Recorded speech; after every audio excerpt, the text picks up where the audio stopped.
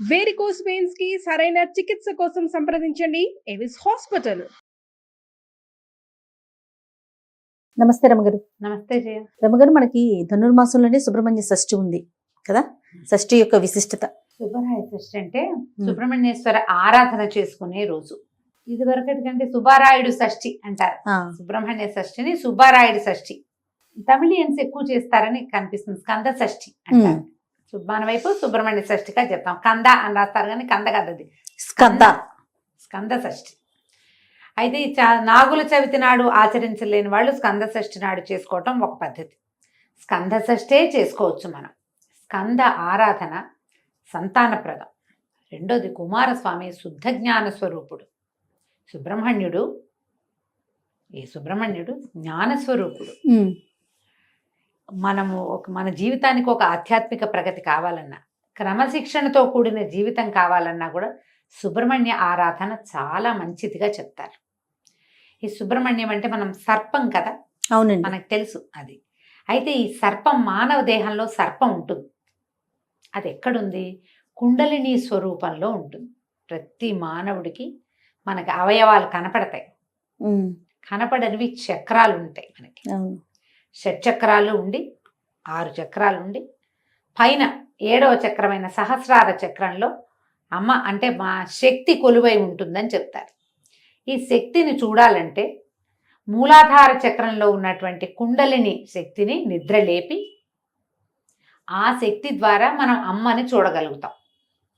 ఈ కుండలిని ఎలా ఉంటుందంటే తన తోకని తనే కరిచి, నోటితో కరిచి పెట్టుకుని 3 చుట్టలు చుట్టుకుని ఉన్నటువంటి ఒక సర్పాకార శక్తి మనకి మానవ దేహంలోనే ఈ కుండలిని రూపంలో ఉంటుంది అని చెప్తారు. ఈ కుండలిని శక్తి అది సర్పంలాగా పైకి వస్తుంది కదా, అది సుబ్రహ్మణ్య శక్తిగా చెప్పబడుతుంది.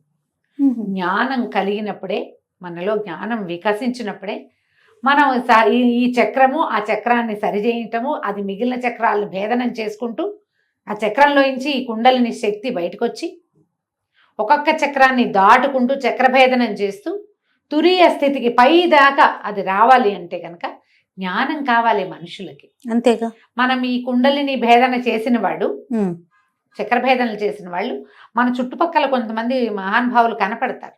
సాధారణంగా చక్రభేదన జరిగినప్పుడట షట్చక్రాలను ఒక్కో చక్రాన్ని భేదించి శక్తి పైకి వస్తున్నప్పుడు ఒక్కొక్కళ్ళకి కొన్ని రకాల శక్తులు వస్తాయి.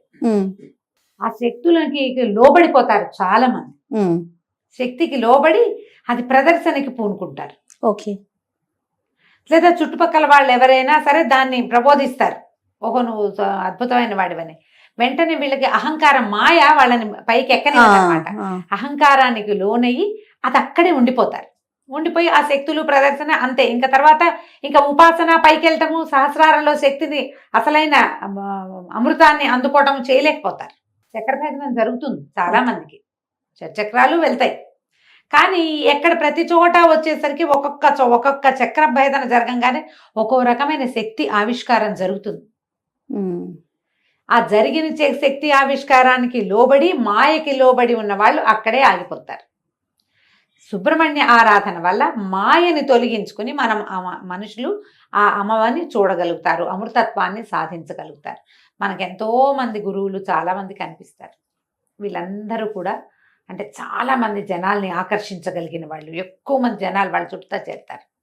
వీళ్ళకి వాళ్ళంతటా వాళ్ళకే సహజంగానే చక్రభేదం జరిగిన వాళ్ళు అయి ఉండొచ్చు, లేదా ఉపాసన ద్వారా చక్రాలని భేదించిన వాళ్ళు కూడా అయి ఉండొచ్చు.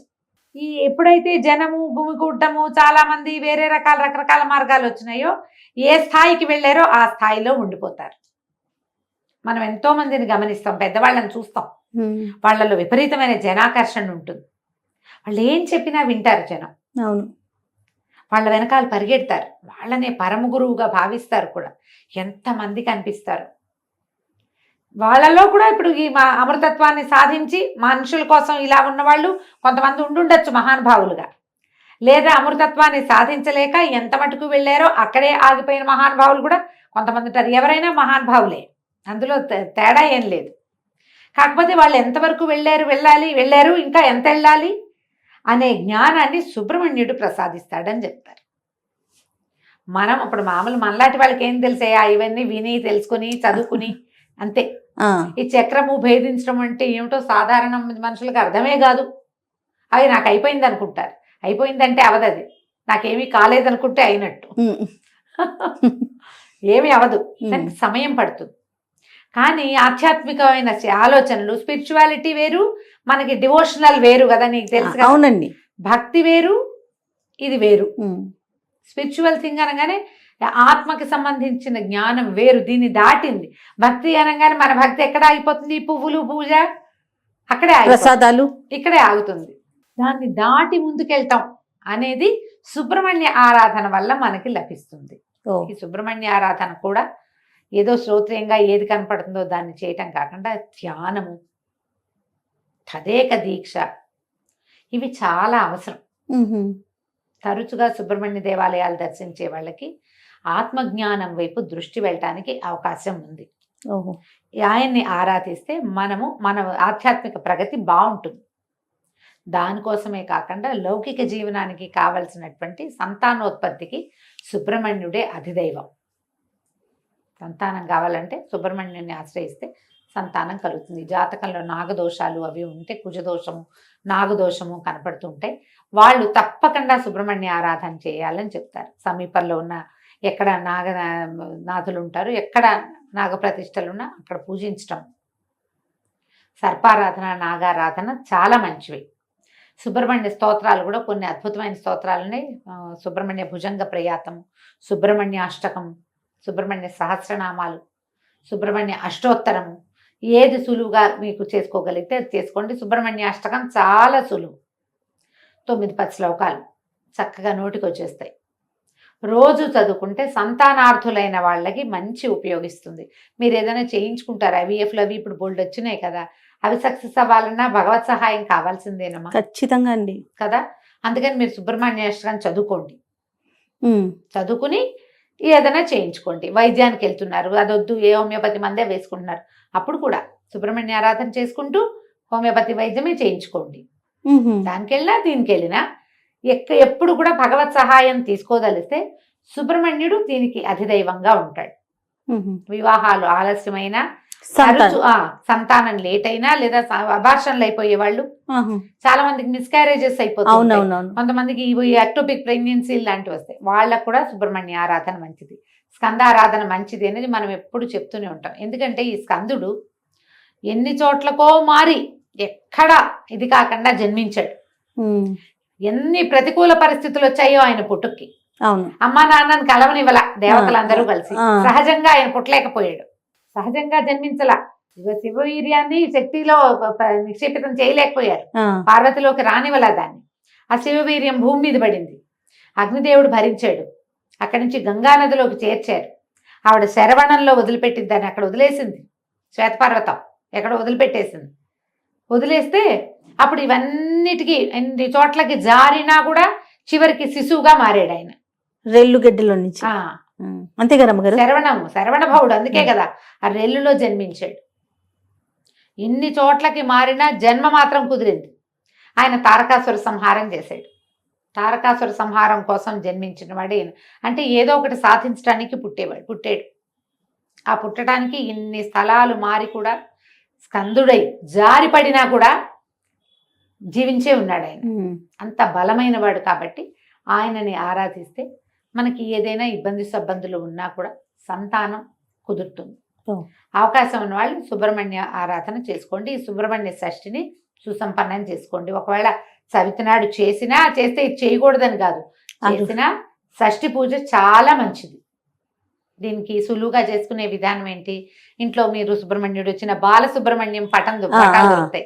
చక్కగా చిన్న మొహంతో పిల్లవాడు కూర్చున్నట్టుగా కనపడుతుంది. ఓ నెమలి, సర్పము కనపడుతుంటాయి, వేలాయుధం కనపడుతుంది, ఫోటోలు కనిపిస్తాయి. బాలమురుగన్ని తెచ్చి ఇంట్లో పెట్టుకోండి అమ్మా. తెల్లటి పువ్వులతో అర్చన చేసుకోండి. 108 నామాలు చదువుకోవచ్చు. తెల్లటి పువ్వుల దండగుచ్చి వేయండి. తర్వాత చలిమిడి, చిమ్మిరి ఇలాంటివి నివేదన చేయండి. పాలు పోయచ్చు. చిన్న వెండి పడగ తెచ్చుకుని ఆ పడగను పెట్టుకుని నామాలు చదువుతూ పడగకి పాలు పోయండి. ఎక్కడైనా పుట్ట ఉంటే దగ్గరలో పుట్టలో పాలు పోసరండి. నాగప్రతిష్టలు దేవాలయాల్లో రావి చెట్టు కింద కనపడతాయి, అక్కడ కాసిన పాలు పోసేయకండి. పోయండి కాసిని. చిన్న అంత వెండి గిన్నెడు, వెండి గ్లాసెడు పాలు చాలు. ఉద్ధరణతో పోస్తే ఒక 11 సార్లు, 11 ఉద్ధరణలు, అంతకంటే అవసరం లేదు. పుట్టలో పోస్తే 3 ఉద్ధరణల పాలే పోయమని చెప్తారు, అంతకంటే అక్కర్లా. ఆవు పాలు పోయండి, అవి శ్రేష్టం. మీకు అవకాశం ఉంటే చిమ్మిడి చలిమిడి చేసుకోండి. పగలు తరిగినవి తినద్దు, రాత్రిపూట అన్నం తినకూడదు, ఉపవాసం చేయాల్సిందే. పగలు భోజనం చేసి రాత్రికి ఉపవాసం చేయొచ్చు. కొన్ని చోట్లయితే మొత్తం 2 పూట్ల చిమిడి చలిమిడి తినే ఉంటారు. మీ ప్రాంతాల వారీగా ఏం చేస్తారో అది చేయండి. మీ ప్రాంతాల్లో ఏ పద్ధతులు లేకపోతే నేను చెప్పిన సులువైన విధానాన్ని పాటించండి. 2 టమాటాలు చిదిపి పప్పులు వేసుకోండి, ఒక టమాటా చారు పెట్టుకోండి, పగలు భోజనం అయిపోతుంది. క్యాలీఫ్లవర్ లాంటివి ఇట్లా తుంపితే కూర అయిపోతుంది. అవునవును. చాకులతో కొయ్యొద్దు అని చెప్తారు. మరి ఎందుకు చెప్తారో తెలీదమ్మా. నేను మా పుట్టింట్లో అత్తారింట్లో కూడా అదే విధానం, నాకున్న విధానాన్ని నేను మీకు చెప్తున్నాను. అంటే మీకు ఏదైనా విధానం ఉంటే అవి పాటించండి.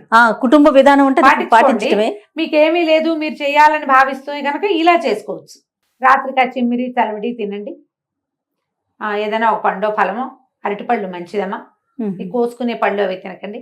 చాకు ముట్టుకోవద్దు, అదే రూల్. కొయ్యొద్దు, కత్తిపి చాక కాకపోతే కత్తిపితో కొయ్యచ్చా అని అడగండి. తరిగేవి కోసేవి పనికిరావు. సుబ్రహ్మణ్య భుజంగ ప్రయాతం కొంచెం టఫ్ కానీ అది చాలా బలమైంది, మంచిది అని చెప్తారు. ఎవరైతే ఉపాసనా మార్గంలోకి వెళ్ళాలనుకుంటున్నారో వాళ్ళు సుబ్రహ్మణ్య భుజంగ ప్రయాతాన్ని రోజు చదువుకోవటం వల్ల ఆధ్యాత్మికమైన ప్రగతి కొంత ముందుకెళ్తాం మనం సాధనలో. అవకాశం ఉన్న వాళ్ళు ఈ సుబ్రహ్మణ్య షష్ఠిని సుసంపన్నం చేసుకోండి. తప్పకుండా. నమస్తే. నమస్తే.